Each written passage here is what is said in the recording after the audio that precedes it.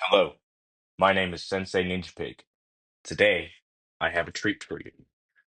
I'm going to be reading I Wani Kiss That Snoot by Receiver K. I will be reading the back of the book and the preface of the book, and then chapter one. Beverage of today is just water out of the Olivia cup. Let's get started.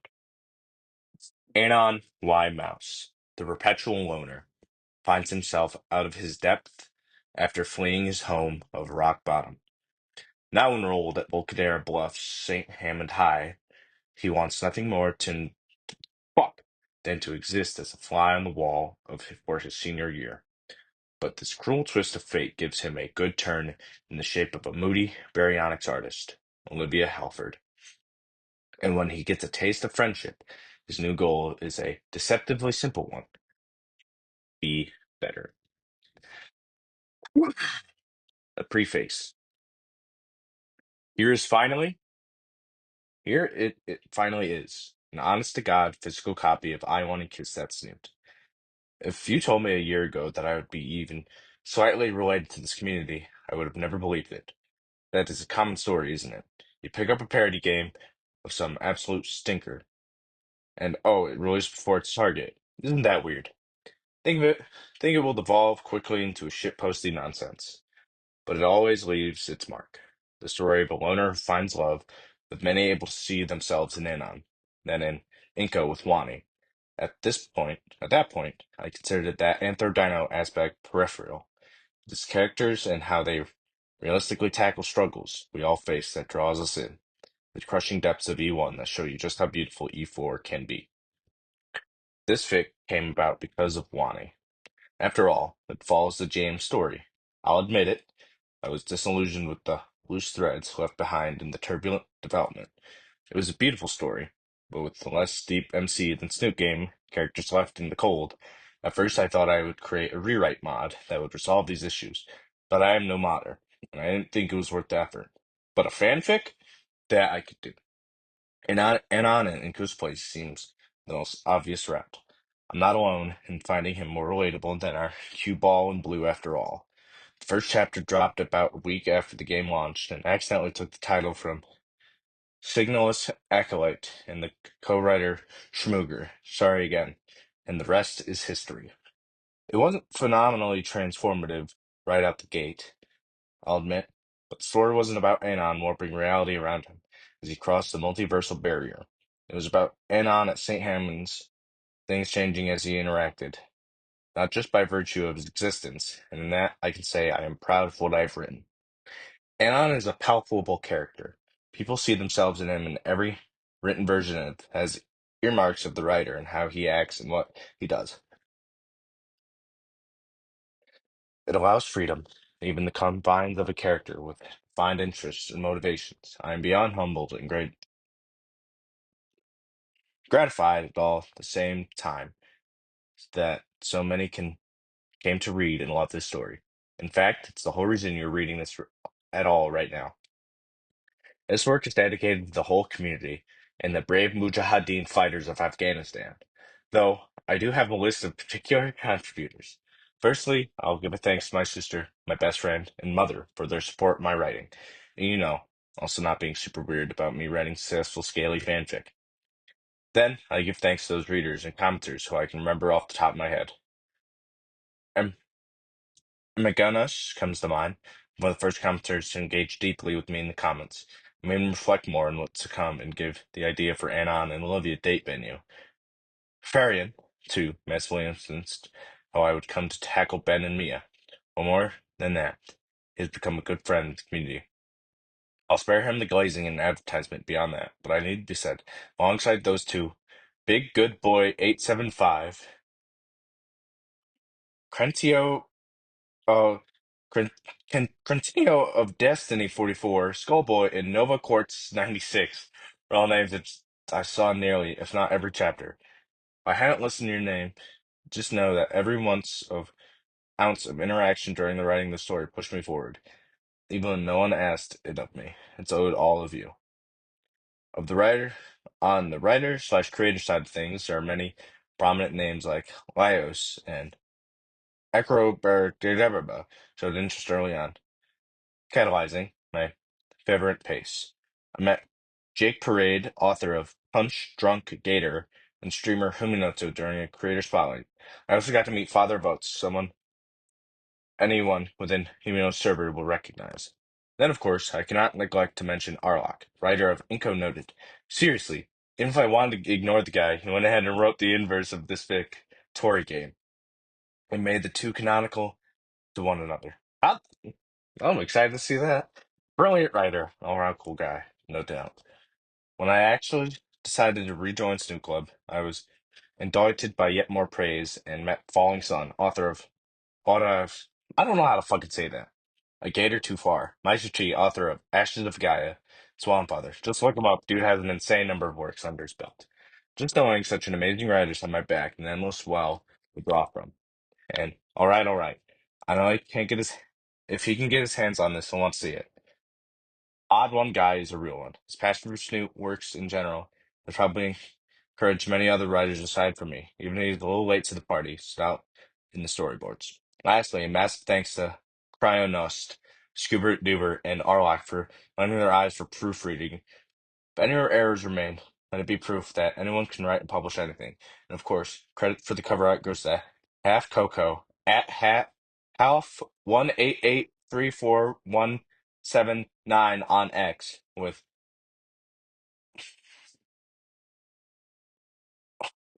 what the fuck are these names?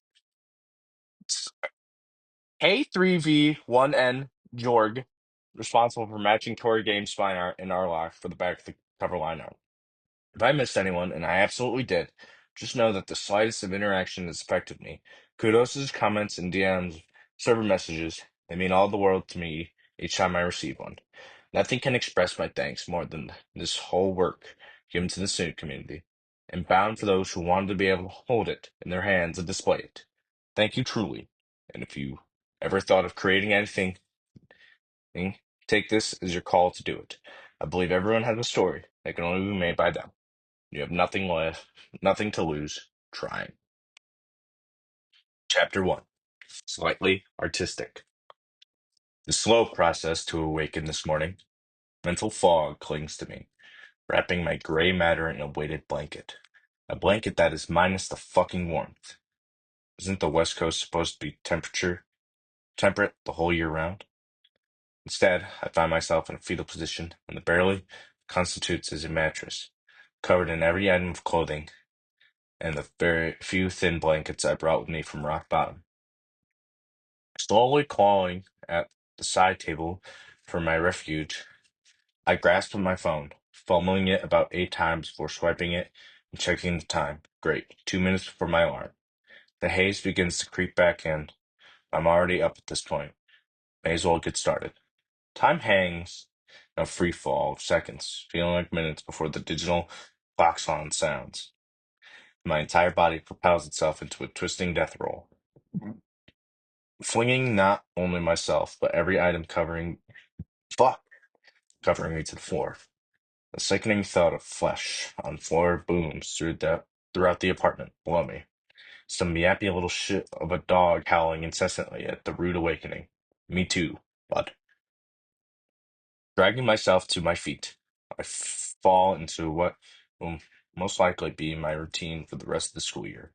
Get up, put on green shirt, one of 54, bulk buy may mean I'm poor, but at least my style isn't too laughable.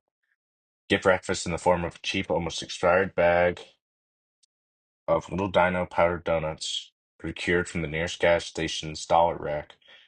They taste more like mothballs, but even the quick hint of powdered sugar on my tongue is helping dispel the ever-present neism seeped into my brain. Quick run through final checks before the morning commute. Phone for shitposting as I sit alone. Check. Backpack for nerd shit. Check. And a switchblade for self-defense. Wait, where's my knife? Place a hand to my bald forehead. Suddenly notice just how out of place I feel. I haven't even checked outside yet. This all feels ever so slightly off. It's too quiet. Even that lapdog's tantrum from earlier. I'd expect a big ass shit bowl or some other man eater, followed by screaming from the owner in a place like Skin Row. So, slowly unlocking the singular lock on my door, I hesitate to turn the handle. Wait, is this even where I am? Forcing myself through the threshold, my eyes are assailed by the early morning god rays. As they adjust, I'm left as a pretty big fucking loss, to be honest.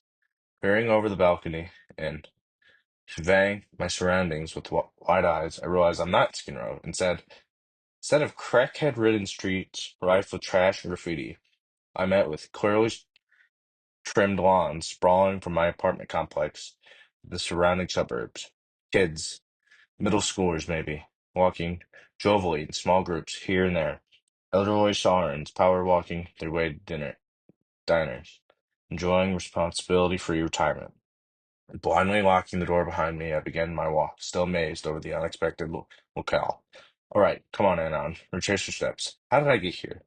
This is Volcadera Bluffs based on signage here and there. It's like it's flipped on its axis. Okay, first thing. I was forced into switching schools. Parents, my old man, used it to pawn me off somewhere far away at some expense to him.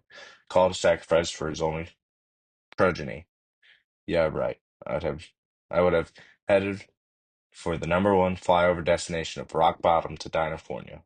Why does it have to be across the country? Hell if I know. But now that I'm here, what then? The streets are so quiet as I walk in the misty morning. Even the colder night is getting is quickly giving way to a radiant morning that makes my choice of clothing almost optimal. Wouldn't it be me if it wasn't fuck? Wouldn't it be me if it all went well?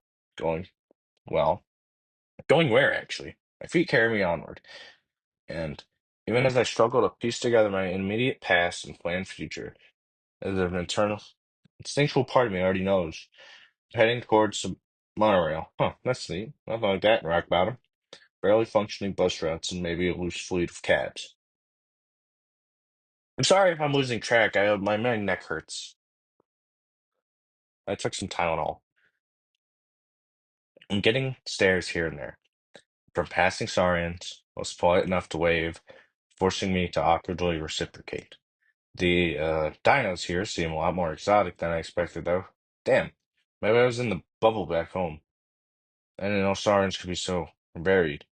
General anthropomorphic saurian, I used to compromise, only had about one third of the Dunsians here.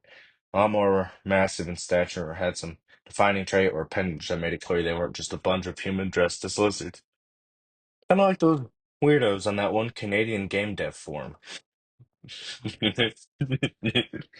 Man, we really reamed those guys over the last project. Can't even remember what it was now, but it was a good time. Before I even take stock of my surroundings again, I'm suddenly all too aware of the claustrophobic proximity and dizzying inertia of the monorail. At some point, I pulled out my phone and began checking the usual forums. Nothing really good at the hour in the street states of hero cucks and only so much fun to mock at on any given day. Whatever. I'll settle for some generic raid baiting. Derogatorily calling some random trait meteor dodger behavior. I don't know. Not really feeling it. I doubt whatever seeds I get before class will really lift me out of this funk. Me for your thoughts, young man?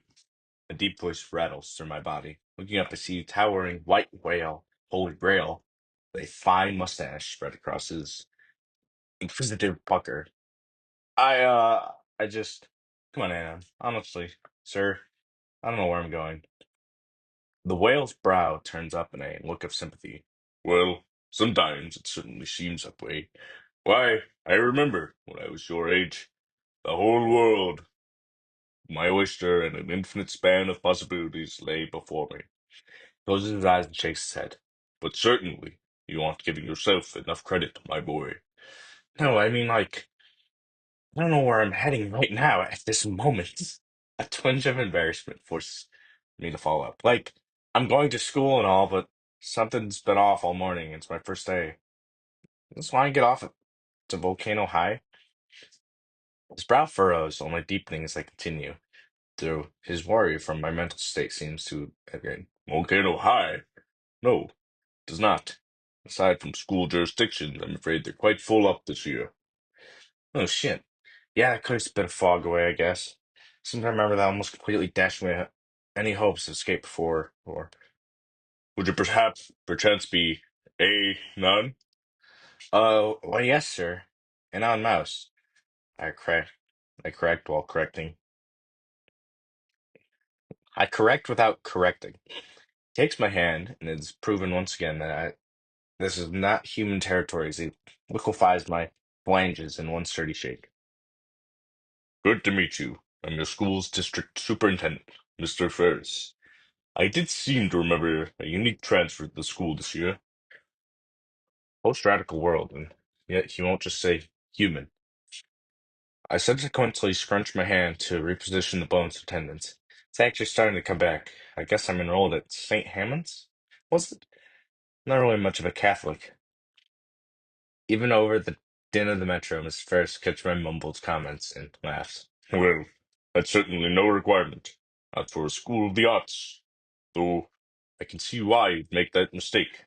That being said, you seem a bit more out of it then. A bad day would explain. What brought you to us in your senior year, Mr. Mouse? Dodge the question.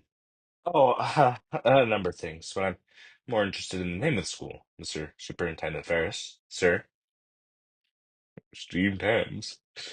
Parried flawlessly. His comforting yet prohibiting gaze shifts to one of beaming pride. Ah, now that is quite a story. Of course, requires context from time before your birth. In the late 80s, an engaging story, tells Miss Ferris is not. He spends the rest of the ride in detail explaining double back numerous times for even farther back historical context, activists, causes. I'm sure he never did anything for anyone. But eventually, the monorail squeals to a halt at our stop, and he walks a short ways with me. In any case, to make a long story short, oh dear Raptor, Jesus, why didn't he say it start that way? It's only fitting that a school of the arts with such a unique heritage be named after Saint Hammond himself. Well, the school is considered secular in its curriculum. Wow, I caught after not speaking since I asked the ill-fated question. That, uh, certainly was interesting yarn, Mr. Ferris. I'm glad you thought so. It was nice to meet you, young man. I look forward to seeing you on subsequent commutes, though most likely not all of them. I do hope you enjoy our fine school and all of it offers. If you ever need something, know our faculty is here to help. Right. I'm sure it will, Miss. Thank you, Mr. Ferris. I have to poke her face to avoid a sneer creeping onto it. Yeah, right. I'm sure this faculty will just be as blind as uncaring as my old ones. Art school, or no. There are always bad actors and careless teachers to enable them. Shout out my granny, she got hit by a bazooka. As he bids me farewell, we're already on campus and he splits away from the main entrance to follow up on. Whatever reason a superintendent goes to a school, shit. Maybe something did happen here, like it did at Rock Bottom, and they got a response. Well, you can always ask later, if I do see him on the metro again. Campus looks like college, replete with murals and artistic designs adorning everywhere that I can see. I don't really know much about art outside of the tasteful frog edits, but it's pretty cool, I suppose. I mean, I most certainly have the overwhelming feeling that the painters long since devolved into a burnout losers who couldn't get a job, but only involved existing. But they're pretty enough. In any case, time to settle into my plan, becoming one with the walls and coasting through what's left of my school career. Walking through the halls, I keep my head down and away from the majority of the students. I got here earlier than expected. There's still a half hour until my first class starts. I keep to myself, exploring the halls with the fewest number of students, not making eye contact, just surveying the scenery.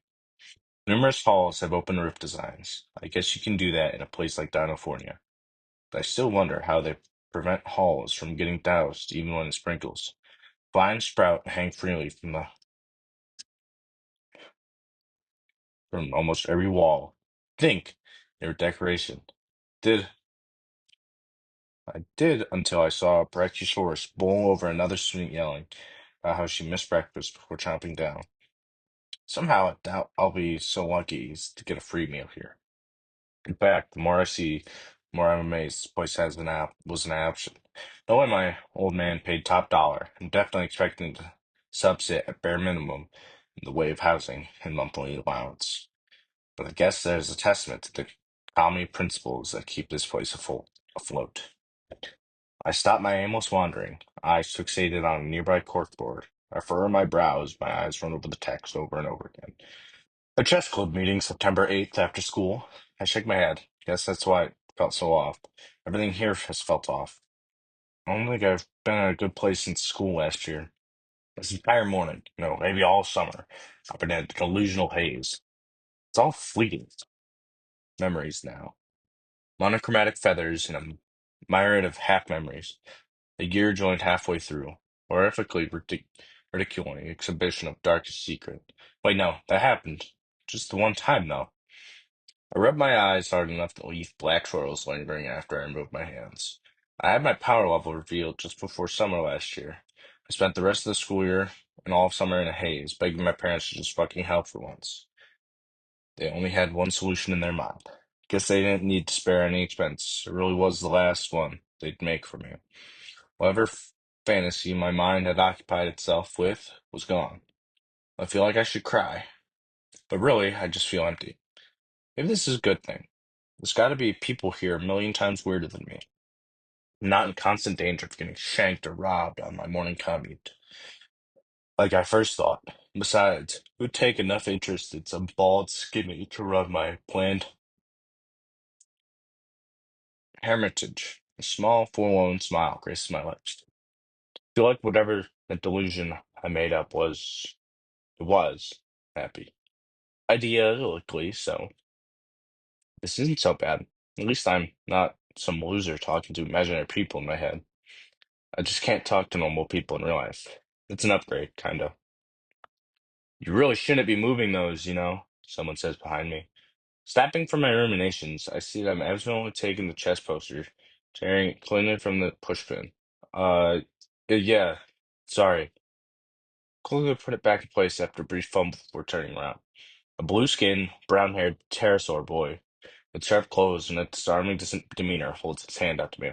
It's all right. I'm certain the chess club will be glad to have you. Ben. Ben! Just as glasses get broke at me. Well, I don't know if I'll join. Don't have mind for that stuff. Just sort of one thing I took down. I take his hand, and I'm thankful I won't have to reset the bones this time. And on. Well, any case, I'm certain you'll find an extracurricular to your liking. Yeah, likely not. Shitpost is the only extracurricular I need. You're the new student. I've heard about you. We're happy to have you at St. Hammond's. What brings you to our school? Is there really such a normie conversation to the point everyone will ask me? Well. Oh, of course. I should have realized. Sorry. There's been a few new transfers due to Volcano High's occupancy, but I shouldn't have guessed that was the case. What part of the art program do you look forward to the most? Uh, Alex at the hand to the side, clutching what I'm 9% sure is a camera bag. Shooting? He frowns. Okay, sense. Oh, you mean photography? His face brightens. Shit, I'm big on subjects, it's play safe right on. Yeah, well, I don't know if it's my primary art, I've often been referred to as an art artistic before. Seriously? Why can't I keep the spaghetti in my pockets for more than 3 sentences? Well, that's certainly a boon in this school. Oh, thank God he didn't get the meme. Are you in Mr. Atkins' AP photography class? I think so. I pull my hand, scrawled schedule, which Ben too quickly snatches up to absorb. Unfortunately, I must have been far too focused on saying cool and Ben too engrossed in deciphering my chicken scratch because I only hear hallway commotion at the last second. Suddenly, there's a purple-green blur slicing through the growing crowd, heading straight for me. Now, I'm not the most agile guy in the best circumstances, so of course, instead of simply sidestepping the incoming danger, I flubbed it as hard as possible, tripping over my own feet into a nearby display case, then having both feet run over with what feels like the weight of a truck balanced on a pinwheel. Fuck! My curse rings out, drawing all attention. There's an immediate slam into the glass, followed by a sickening squelch of whatever it was ungodly got some air off my feet. All eyes are splayed out on the floor, but I'm only searching for what the hell just happened. Head swaying back and forth, Ben crouches to say something my shocked ears can't hear. When I realize whatever gremlin just took me out was long gone, I simply lay my head onto the floor and now found myself exhaling a harsh grunt. Still can't hear Ben, though now he's taking stock of the case and just collided with, seemingly content with the lack of damage my fleshy body did or didn't do. Hey, Anon? Sorry for her. She didn't necessarily mean it. Just a casualty. I'm still not really registering his words, but when I hear him now, my ears have stopped ringing. My eyes are fixed high into the case now. There's painting in the center. Artism aside, can't string together the words for why it drew my eye, but certainly pretty. It's a cityscape. Maybe Volcadere? I hadn't really seen enough of the pictures or otherwise. It was bathed in autumn colors and sunset. Maybe it was impressionism. Or maybe I'm just acting like I don't know what it means. One of my Moldovan brush technique forms. Either way, the effect was dreamy, like a projection on a cloud. Just enough detail to see the fine attention of the artist's eyes without compromising the wistful feeling it gives you. A river lazily snakes across the lower half, reflecting everything back up. Anyways, Ben's hand is now in my face, so I decided to take it. Uh, Enough fake painting discourse for old school year. Thanks, I mutter. That's a daily occurrence, whatever that was. You could say that. Ben sheepishly rubs the back of his neck. Though, it's worse some days more than others. Staying out of the middle of the halls is usually best practice. Several blunders aside, no one was looking anymore. I guess that could have been a nightmare scenario. But because it wasn't, I'll just live and let live. Fuck whoever that was, though. In any case, Ben continues, seeing at my school. It seems we do share Anakin, though you also have him for AP Art. I would give you a first tour of the school, but we're cutting it close. Good luck in your first period. Yeah, thanks. Wait, good luck for what? He already off, down the opposite end of the hall, waved back at me. Good. No need for a tour anyway. Thankfully, it doesn't seem.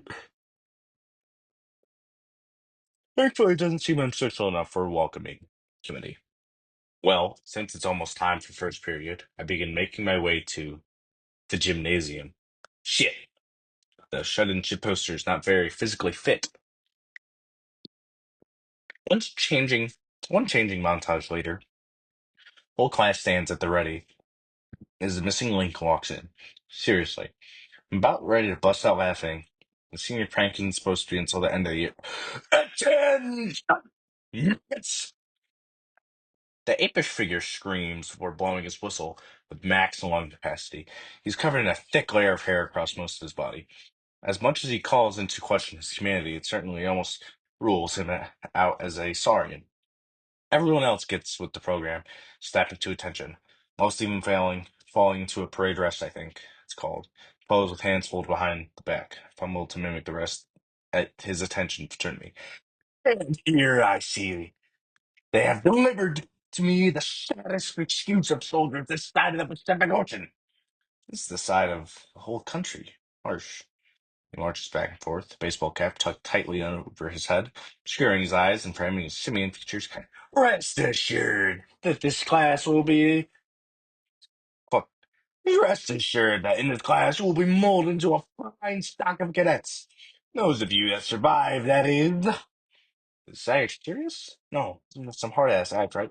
You may refer to me as Coach Sully, not Sully, and certainly not Coach. You maggots are not first name basis with me.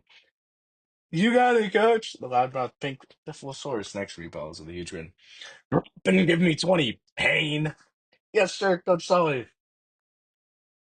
He immediately drops and pumps out reps without a second of hesitation. What's even happening? It's only the monkey man is right in my face. And what are you looking at, cadet? Nothing, sir. Nothing now. I refer to your fellow bag of dirt cadet Payne as nothing. Monkey boy. Hey, sorry, Rob. What was that, cadet? Nothing, sir. I mean, I wasn't looking at anything in particular. A laugh ripples throughout the crowd. He steps up by head cocked from Coach Sully. Perhaps you weren't. Work on that, cadet. Yes, yes, sir. This guy is completely cracked. In honor of our newest cadet, Private Monkey Boy. Please don't let that catch on. We will be starting the year off with the timeout sweater that is dodgeball. The only the pink dealer next to me stands up after serving his punishment. Whoa, bro! You witnessed Coach Sully into a dodgeball. You finessed Coach Sully into dodgeball on the first day. You're like a superhero or something. Great, I grimace. More like super spurg. You're right, monkey boy. You did good. A woman sar- sardonically chimes in from my left as the group begins to divvy up. Before I can get a good look at her, the wind is knocked out of me from a hearty smack to the spine. Whoever it was, luckily smacks me with the flat end of their spine. Whoever it- of their fuck, it wasn't spine. Whoever it was, luckily smacks me with the flat end of their whooshiest tail rather than piercing me. It's numerous spikes. Pink Dino smacks me on the back, not really helping, if I'm honest. Whoa, man. You're about the luckiest guy I know. I suck in a deep breath as I avoid passing out. This, this is lucky. Yeah. She got consulted dogville first day of class. It's most definitely an L to me. And me, I give you props for it. And props are lethal. There's also another L. Name's Damien, by the way. He places a more reassuring hand on my shoulder. And on. We just become best friends or what? Are they gonna have bunk? They gonna build bunk beds so they have more room for activities? For what is right?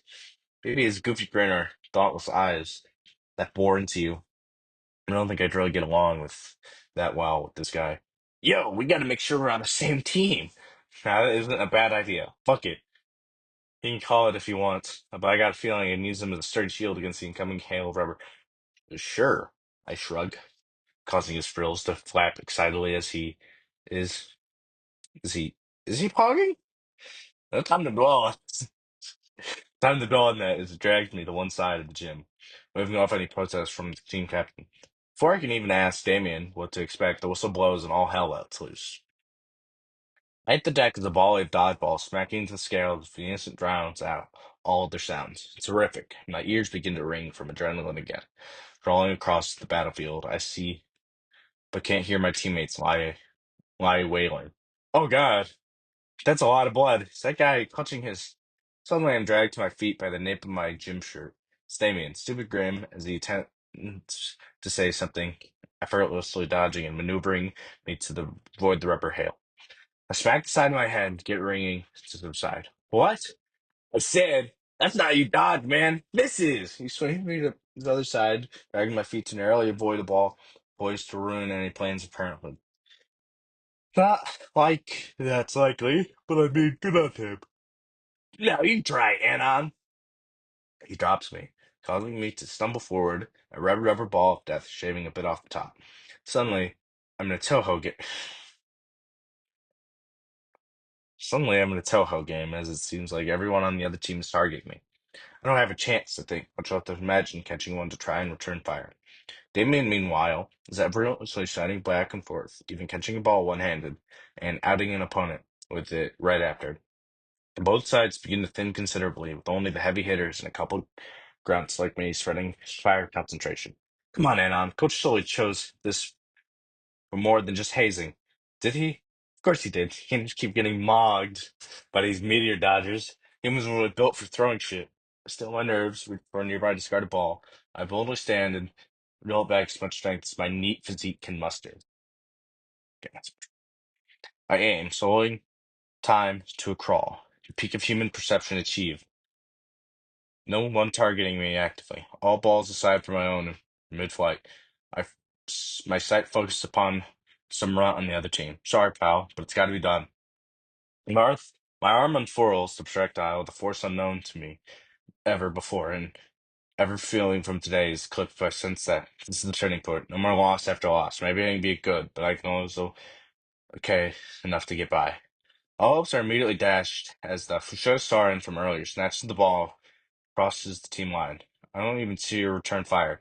Just all goes white as the rubbery thump bounces off my chrome dome and slumps to the ground.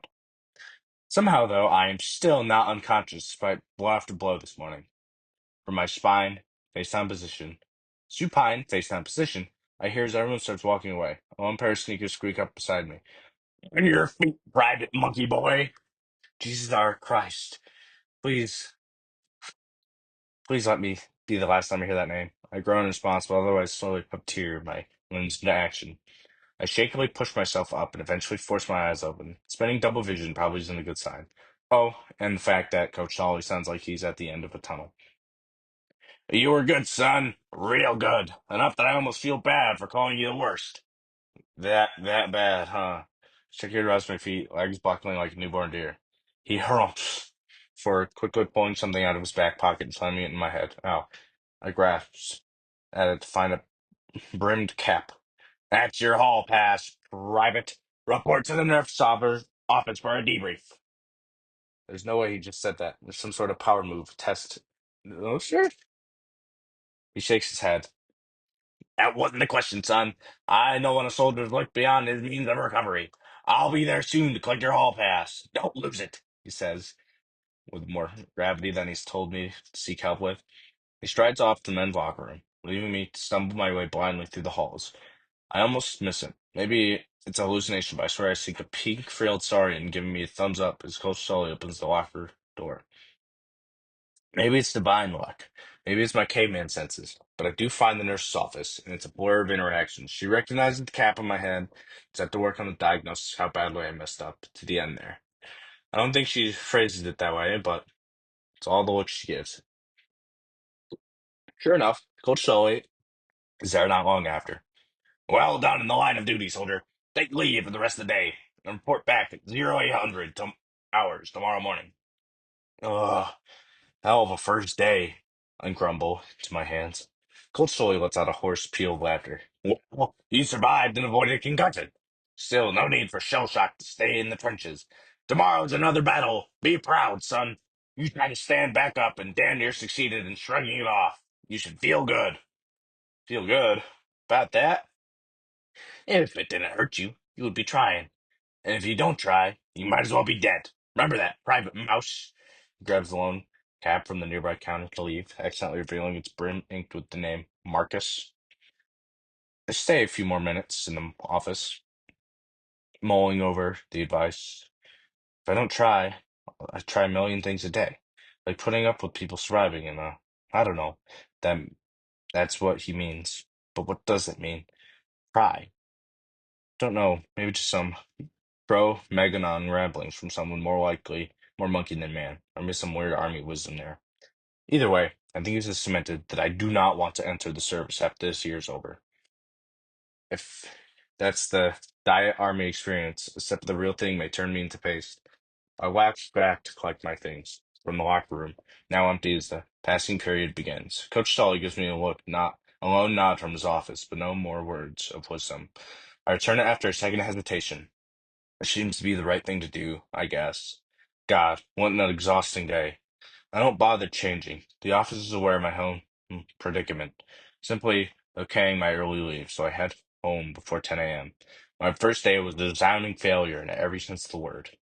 Barely making it through one period. Met a blue camera nerd, a loudmouth acid spitter, and the tail end of and ball face. There's an innuendo there. I can't be arsed to finish it. And some pink bitch. By the time I retraced my morning commute and entered my barren apartment, everything just hurts. That was chapter one of I Want to Kiss That Snoot. Now, the day this is posted should also be the same day that I post Tory Game by Arlock, which was mentioned in the preface. I'd like to thank you. I know I haven't been posting too much, but I'm in the Navy, so I find time when I can. Anyways, have a nice day, and I will see you later. I'm just dragging this out so I can make it a clean 40 minutes. Have a nice day and keep on snooting and hug that gator. Peace.